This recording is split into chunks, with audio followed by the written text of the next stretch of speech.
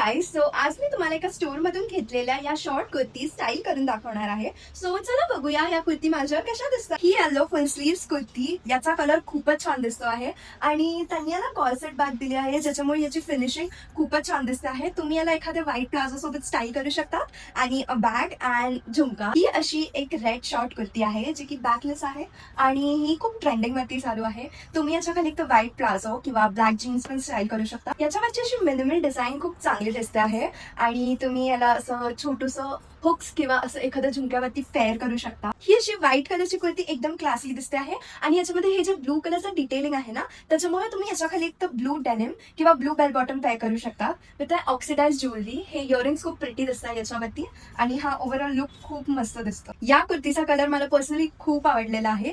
ही कुर्ती तुम्ही एकतर कॉलेजसाठी किंवा एखाद्या कॅज्युअल आउटिंगसाठी घालू शकता.